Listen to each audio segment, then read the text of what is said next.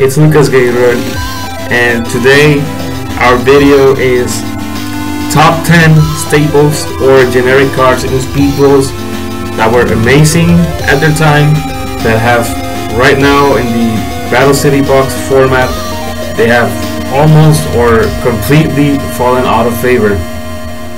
So I will be discussing the staples, how good they were, and why they don't see any play right now.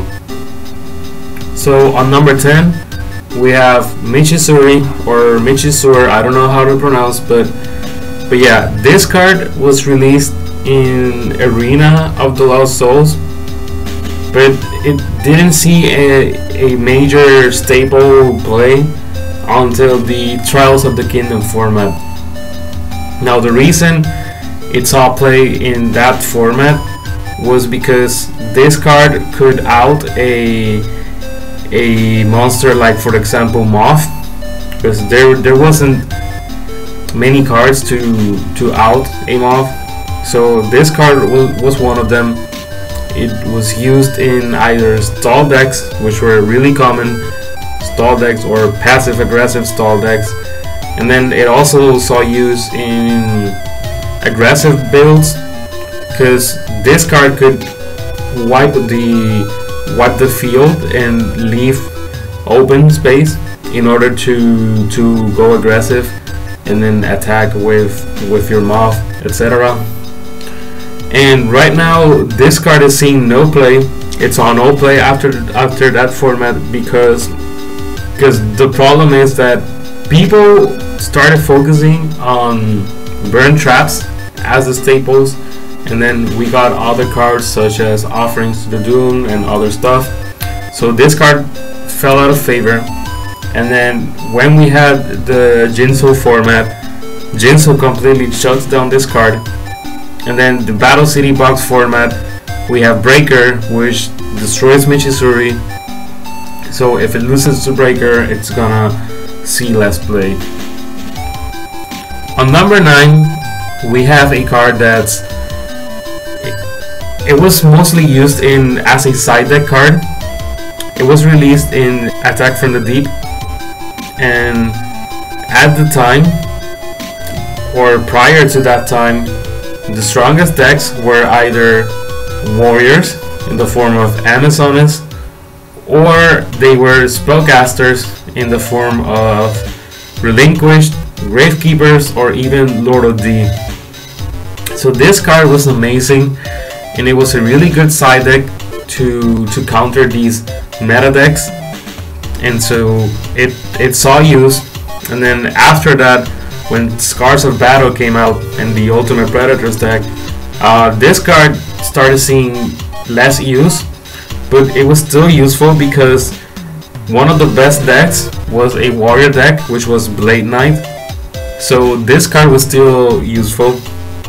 But then as time passed, it saw less and less play, and right now there's Book of Moon. So because of Book of Moon, this card is completely useless, and right now the meta is more than just warriors and spellcasters. And so as the meta had more types that were not warrior or spellcaster, this card became increasingly dead. But right now we have Book of Moon, so there's no argument, this card is dead, period.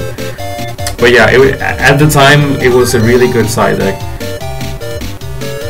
And I almost forgot to mention that Ready for Intercepting was indeed used in the Trials of the Kingdom format at the very end, because we had a deck that was Gravekeeper Burn, that was made by Team United, specifically Bylot, but it was played by Frisky and other players.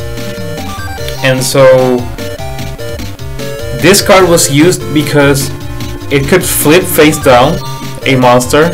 So because you had Spellcaster, you could use this card to dodge a Parasite, because your opponent uses Parasite, you activate Ready for Intercepting, you flip it face down, and then Parasite sends to the graveyard, and then you protected yourself from the skill.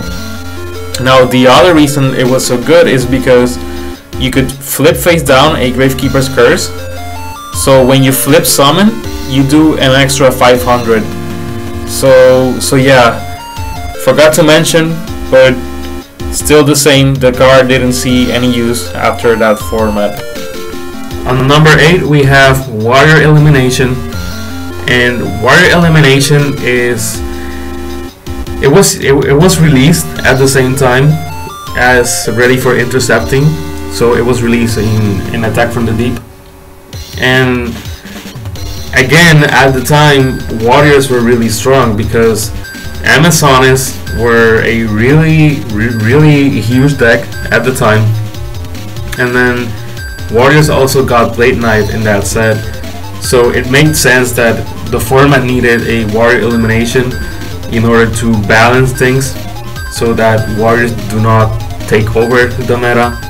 And this card continued to be used because Warriors have been good since the start of the game of Speed Duels, because the first best deck was Amazones, and then Amazones continued to be good until Attack from the Deep, and a little bit later maybe, and then we had Blade Knight and Command Knight, and then in the Moth format we had Gear Free Parasite, and then when we jumped to the next format, which was the Twisted Nightmares format, there was a Conflict Warrior deck that was at least a tier 2, and then after that, the Jinso format, we had Conflict Warriors being the best deck. So this card would be useful in almost every format except the Battle City format, because now we got Breaker, the Magical Warrior, which ironically isn't a warrior despite the memes. And so right now, Warrior as an archetype has fallen out of favor, and we have more and more decks that do not use Warriors, like XYZs, Magnets. And so right now, because even Conflict decks, they may use Warriors, but then they're also going to use non-Warriors. And this card does not out any of the big monsters that you summon by Conflict, because none of them are Warriors except Freed, which isn't used that much. So this card fell out of favor, and again, it was only a side deck option, but it was used since its release until the format right before Battle City Bots. Then on number 7 we have Forceful Checkpoint, and Forceful Checkpoint, it got released in Attack from the Deep, but it saw no play, almost no play, until Trials of the Kingdom, because in the Moth format, this card would look at your opponent's hand. If it resolves, it looks at your opponent's hand, and then it could discard either a Parasite or a Moth. So this card was really popular at the time because it looked like a solid counter to Moth. The reality is that it wasn't as good as many people thought, because Parasite could chain, that's one thing, and the other thing is that if your opponent has no monsters in the hand, you wasted the card. So it wasn't that much used, but it was a mighty staple at the time of Trials of the Kingdom, and it increased in popularity.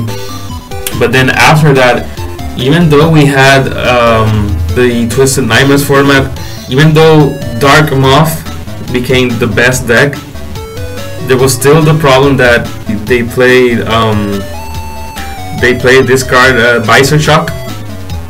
And so when Visor Shock came, a lot of the traps that could not be chained were immediately lost favor. And then after Visor Shock stopped seeing play, people still went for other staples, because there's the burn traps, there's Offering to the Doom. So Forceful Checkpoint fell out of favor, even though we got a reprint. And so yeah, it's part of history, and right now it doesn't see much use because the problem is that right now there's Breaker, there's Jinso, and the card itself is not that great. We have other better cards right now, so yeah, it's seeing almost no use right now. Then on number 6 we have Man-Eater Bug, and now interestingly, this is the only monster on the list, but in the MOF format, Man-Eater Bug was like the safest way to play the game while you play against MOF, because they had if you summoned a monster and then they use Parasite on you, they can't Parasite a face down Man-Eater Bug. They can only Parasite a face up attack position monster. So once they use Parasite on your monster, they have to go over your face down Man-Eater Bug. And now the only way that Man-Eater Bug of yours is not gonna resolve is if your opponent flips another Man-Eater Bug or resolves a Michisauri. And for that reason, this card was really good in that format, and not only in stall decks but in almost any deck. So it became like a spell or trap in the form of a monster, and that was the only safe and good removal that we had for MOF. But then after that we got better options. So we got Old Vindictive Magician, which can be used with Apprentice Magician, and then we also got Nidoria, and of course we got Offerings to the Doom and the Burn Trap. So this card, Man-Eater Bug, fell out of favor. And another thing that made it good was the fact that since it was an insect, it had synergy with the second part of the Cocoon of Ultra Evolution skill. And then on number 5 we have the Jar of Avarice Infinite Loop package, and you're gonna notice that a lot of these go back to the Trials of the Kingdom format, and the reason is that format was a very enabling for stall to be successful. And stall wasn't just successful, but it was very oppressive, and if you didn't have a way to prepare yourself against a stall deck, you would almost certainly lose. And so therefore it became a staple for people to side in a Jar of Avarice, and then cards that would enable the Jar of Avarice loop. So Pharaoh's Thresher, it could recycle Jar recycles Pharaoh's Thresher, or the other alternative was Jar of Avarice with Mask of Darkness. You recycle Mask with Jar, and then you recycle Jar with Mask. So we had that option in order to not lose against deck out. And so another card that was played was the Deep Sword. But the problem with Deep Sword was that stall did not just deck you out, they out-resourced you. So if you only had Deep Sword, then sure, you're not gonna lose by deck out, but you're gonna lose all your resources, and then stall is just going to attack you, because stall is also gonna play Deep Sword or a Jar loop. So the right direction was to play a Jar loop in order to not be out-resourced, and the format became like, the format went to a point where everyone should be playing in their side deck, at least in their side deck, a Jar loop, or otherwise they would lose. So what happened to Jar of Avarice after the Trials of the Kingdom format? Well, it didn't see use after that, because we got released a cards that would be very strong against stall. So we got Gap the Divine Soldier, we got Visor Shock. Both of them were used in MOF decks that could OTK you. So being completely passive was not a good idea. So people did not go into 30 card stall decks, and they'd rather just play burn, because we got burn traps and twisted personality as a skill. So that's what we got. So Jar of Avarice fell out of favor, even though it was still a good card to play if you played a relinquished deck. But yeah, then after that in the Jinso format, it was more or less the same. But this time we had Jinso, so a conflict Jinso would completely shut down Jar of Avarice, and so the only deck that could use Jar of Avarice would be Thousand Eye spell deck. But also there was the option to play stall, and so Jar of Avarice saw play in stall decks like the Apprentice stall or Thousand Eye spell, but at that point it wasn't a staple. It stopped being a staple, and currently no one plays Jar, and I think the stall decks that we're seeing, they rarely play Jar, and if they do, they most certainly don't play the Jar loop. So this is an example of a card that has not completely fallen out of favor, but almost completely. On number 4 we have the Lucky Day package. So on Attack from the Deep we got a skill that was named It's My Lucky Day, and what it did is that it let you manipulate the outcome of a gamble card once per duel. So Lucky Day was used in combination with Dice-Foon, and then people could also use Time Wizard, at least in the side deck. So this became a generic package because it could be used in any deck that did not rely on a skill, and it had a really powerful effect. So it was really popular in Attack from the Deep. And then when we got to the next format, which was the Scars of Battle, Dice-Foon, it saw use either as a side option or as a main option. So it still saw use, but then when we got to the Moth format, the problem with the Lucky Day package was that you're better off playing Cocoon of Ultra Evolution and Moth rather than It's My Lucky Day and Dice-Foon. So because of that, this skill and this whole package fell out of favor.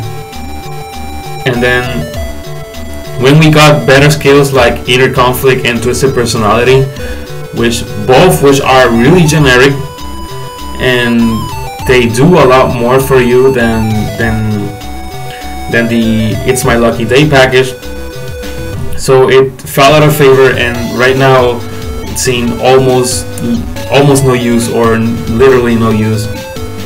So yeah, that's the Lucky Day package. And on number 4 we have the Aerosol package. So in a similar fashion to the Lucky Day package, this one would allow you to use Aerosol to destroy all face-up monsters. So it was basically a Dark Hole, while Lucky Day was basically a Twin Twister.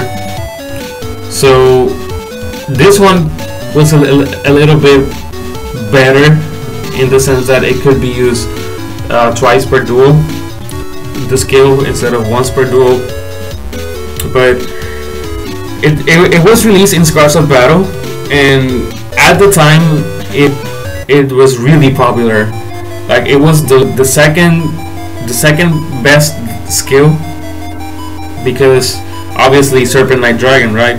But it was really generic, and a lot of people liked it because it just gave you a board wipe, so which was not something that you had prior to this format. And so it was really generic. It was mostly using warriors, but it was also using gravekeepers and Amazones. So yeah, point is, again, the problem with Hidden Parasite is that it's a skill, and sadly it got a power creep when we got the Cocoon of Ultra Evolution skill. So at that point, like, should you play Aerosol or should you play Cocoon? Now, I know a lot of people, especially the Hispanic community, I do remember that a lot of them still played Aerosol because they did not want to play Cocoon, and that's fair. But the reality is that Hidden Parasite at that point was not viable in the sense that it would not win you a tournament. And this is where we were wrong, because in the last tournament of the Trials of the Kingdom format, the Curse of Tournament, we were always shocked that Team United had a deck that not only topped but won the event. So that was the Gravekeeper Burn that used the Hidden Parasite skill that was really good against Moth. So what they did was they burn you, but they also cleared their own field so that you wouldn't use Parasite to summon Moth. And then when you do, they have the arrows already. But yeah, still after that, they saw absolutely almost no competitive play. So after that, we got even better skills.